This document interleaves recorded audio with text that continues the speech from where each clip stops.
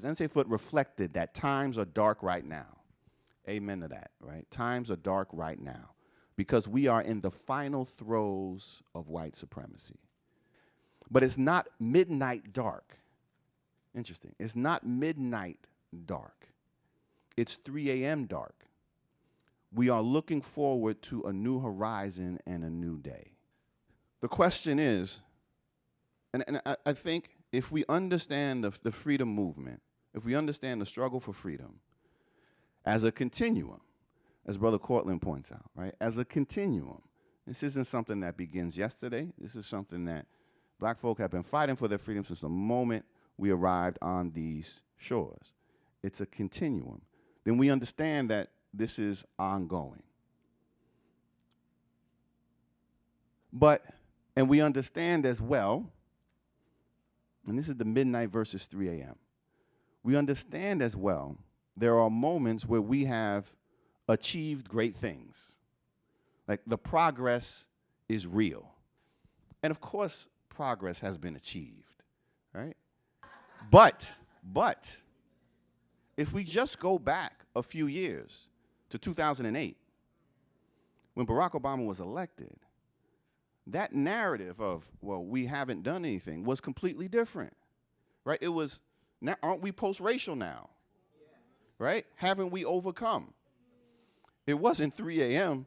It was like high noon, right? Like this is time. So we've seen a shift just within 15 years. And so where I want to begin this conversation is not so much are we at midnight or 3 a.m., because I think we would agree that, you know, in this ongoing struggle, we are making progress, even though there are moments, and of course, where you're going to get that pushback and we lose ground. But we are moving forward, no doubt. But how do we frame it? How do we frame the narrative? How do we frame where we are in this moment? And what do we have to do to make that message clear? So Phil, I'll start with you on this end, but then we'll go to Dee Dee on the far end because she's going to leave us very shortly. Yep, good. Good morning, everybody. It's an honor to be on this panel to start the day off with you all. You know, this is a time when we think about the power to define.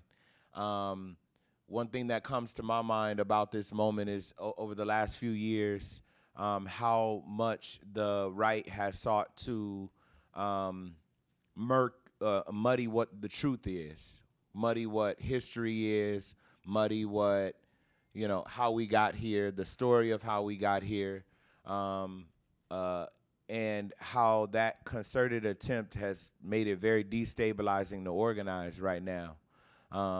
A lot of the work that we're doing with Black Men Build, we're engaging with brothers that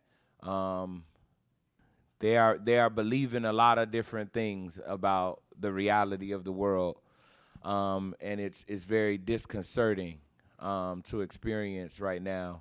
And I think one of our primary roles right now is, whether we're deciding what time of we're in right now or not, is to use this as an incredible opportunity to redefine everything.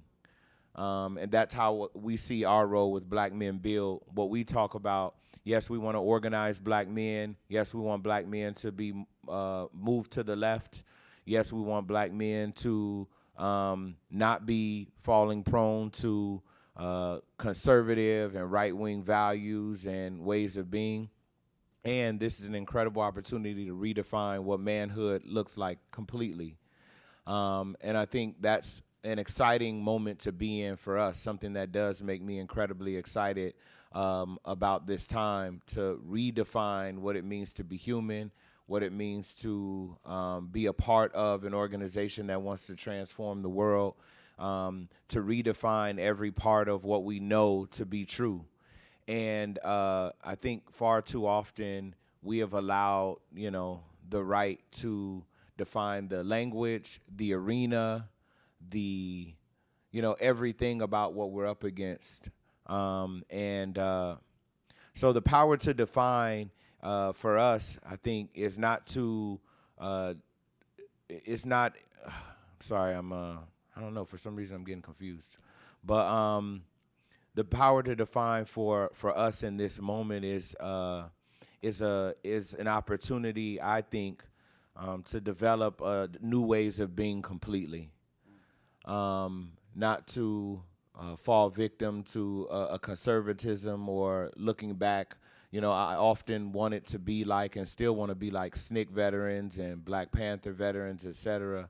And I think there's a lot of greatness to be had in emulating that. But to move forward, I think a lot of our folks are going to want to know what are new ways of being, new ways of understanding ourselves, our relationship with one another, and what does it mean to be a human. That's all I have right now. I'm feeling loopy this week, but that's all I have now.